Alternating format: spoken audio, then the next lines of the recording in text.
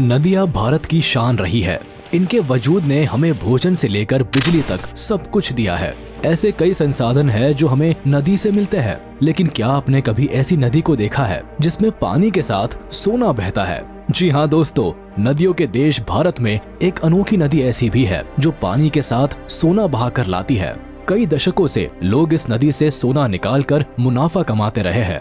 आज भी इस नदी की तलहटी में लोग सोना खोजने पहुंच जाते हैं। ये नदी कहाँ है और कैसे इससे सोना निकलता है, चलिए आज हम आपको बताते हैं। बाजार में सोने की कीमत और अहमियत किसी से छिपी नहीं है। लोग शौक से सोना पहनते हैं और खरीदते हैं। बेशक बाजार में बिकने वाला ज्यादातर सोना खदानों से आता है और सोने को ढूंढने के लिए खदानों का सहारा लिया जाता है, लेकिन भारत की स्वर्ण रेखा नदी एक एक्सेप्शन है। इस नदी में लोग मछली पकड़ने से ज्यादा सोना लेने आते हैं। जी हाँ, झारखंड के छोटा नागपुर क्षेत्र में बहती स्वर्ण रेखा नदी सबसे अनोखी है। यहाँ रहने वाले लोग इसे नंदा नदी के नाम से भी बुलाते हैं। यहाँ के लोगों के लिए इस नदी का खास महत्व है। खास इसीलिए क्योंकि ये उन्हें केवल पानी मुहैया नहीं कराती, बल्कि वहाँ के लोगों के लिए रोजगार का साधन भी बनी हुई है।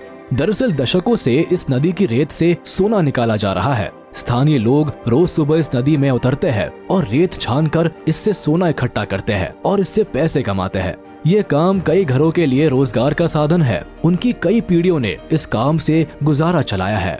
झारखंड, पश्चिम बंगाल और ओडिशा के कुछ इलाकों से बहकर निकलने वाली ये नदी असल में 474 किलोमीटर लंबी है। इसका उद्गम रांची से 16 किलोमीटर दूर है। नदी से लगे तमर और सरांदा जैसे कुछ खास इलाके हैं जहां सोना निकालने का काम किया जाता है। इसके अलावा दिलचस्प बात है कि स्वर्ण रेखा की एक सहायक नदी भी है जिसमें इसकी तरह ही सोना पाया जाता है। लोग इस नदी को करकरी कहकर बुलाते हैं। करकरी नदी में भी सोना ढूंढने वाले लोगों की कमी नहीं है। छोटे छोटे बच्चे भी इस नदी से सोना इकट्ठा करने का काम करते हैं।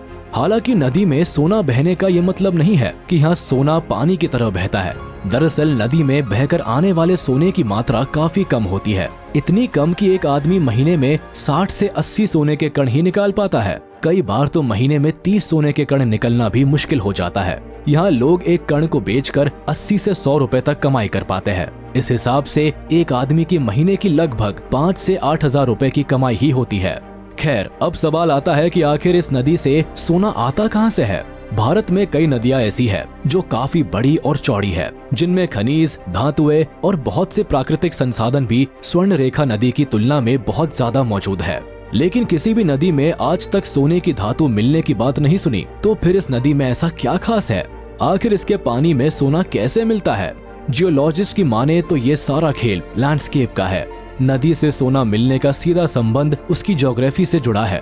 दरअसल ये नदी अपनी जर्नी में ऐसी कई चट्टानों से गुजरती है जिनमें सोने के कण मौजूद होते हैं। ऐसे में जब नदी चट्टानों से टकराती है तो फ्रिक्शन के चलते सोने के टुकड़े पानी में मिल जाते हैं और नदी में बहकर दूसरे इलाकों में पहुंच जाते हैं।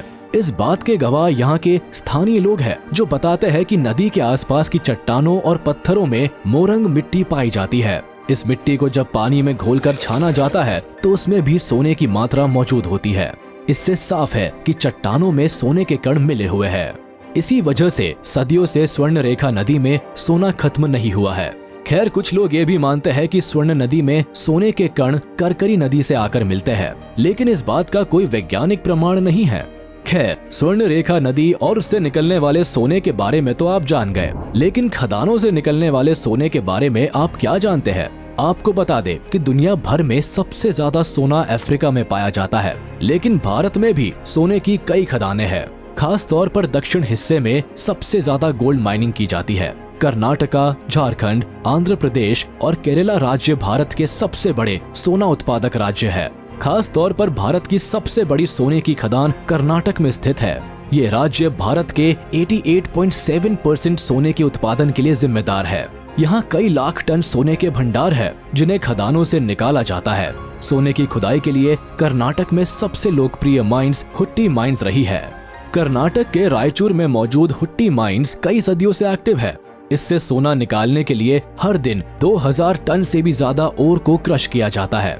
हर एक टन से लगभग 2.6 ग्राम सोना एक्सट्रैक्ट होता है। वैसे बता दे कि खदान से सोने को एक्सट्रैक्ट करने की 2 मेथड्स होती है। पहली मेथड में केमिकल के इस्तेमाल से सोने को निकाला जाता है, जबकि दूसरा तरीका क्रशिंग का होता है।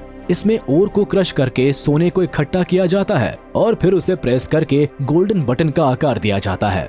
कर्नाटक की हुट्टी माइन से हर साल भारत को कई टन सोना मिलता है। इससे देश को भारी मुनाफा होता है। हुट्टी माइंस के अलावा कर्नाटक की सबसे बड़ी सोने की खदान कोलार गोल्ड फील्ड्स है। ये हमारे देश की सबसे बड़ी और लोकप्रिय सोने की खान है। आपको बता दे कि इसकी गिनती दुनिया की सबसे गहरी खदानों में भी होती है, लेकिन कई सालों से ये खदान पूरी तरह बंद है। इसके अलावा कर्नाटक में और भी दूसरी खदानें हैं जिसमें इसी प्रक्रिया से सोना बाहर निकाला जाता है। कर्नाटक के बाद आंध्र प्रदेश भारत का दूसरा सबसे बड़ा गोल्ड प्रोड्यूसर है। इस राज्य की सबसे पॉपुलर और सबसे इम्पोर्टेंट गोल्ड माइन रामागिरी है।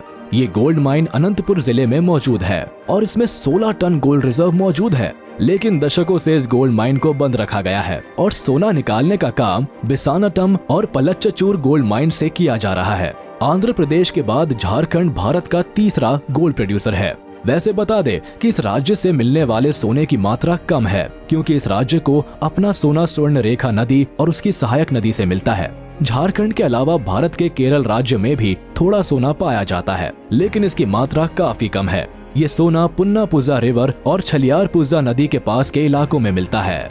तो ये थी भारत की वो नदियां और खदानें जिनकी वजह से भारतीय श्रृंगार में सोने की बड़ी अहमियत है। यकीन मानिए, सोने की छोटी सी मात्रा निकालने के लिए भी गोल्ड माइनर्स को कड़ी मशक्कत करनी पड़ती है। कई मजदूर दिन रात सोने की खदानों पर काम करते हैं और तब जाकर जरा सा सोना हाथ आता है। इससे पता चलता है कि भारत में सोने की क्वांटिटी काफी सीमित है और इसीलिए ये काफी महंगा है।